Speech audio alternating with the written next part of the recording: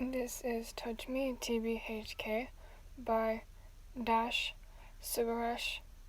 This is Chapter 2, Toilet Dependent Wayan Chan. You're here for what now? The girl with wavy cream-tinted hair, known for her name of Yashiro Nene, blinked her eyes after hearing the bedazzled response from the young lady in front of her. She scratched her arms in dismay, thinking that this broad wearing an astronaut-like suit was in disbelief with her reasoning. I know my wish was stupid. What wish? I didn't even hear a word that you said. I was asking you to resume your words, because this suit is giving me a hard time hearing. Nene's sweat dropped with her bluntness, clearing her throat afterwards to fix her composure, before patting at the end of her dress to straighten out the folds that appeared in it. Nene recited to the stranger once again on what she was doing here, and what she was aiming to accomplish.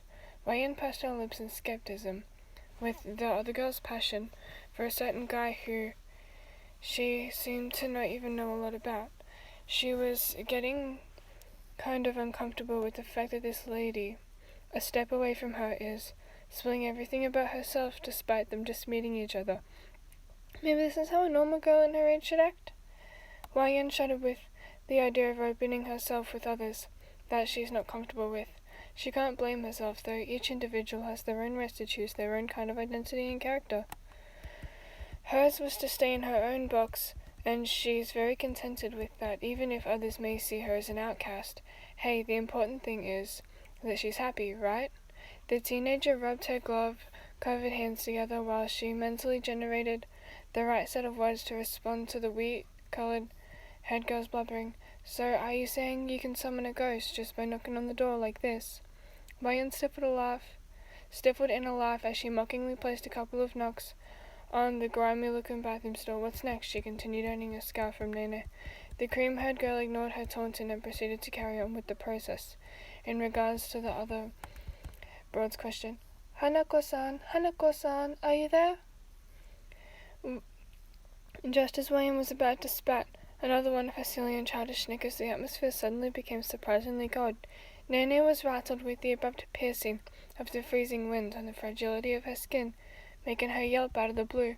The gal in a quarantine suit shifted her sight to where the blank air seemed to settle the most. She heard her stomach grumbling after realizing that she still has diarrhea.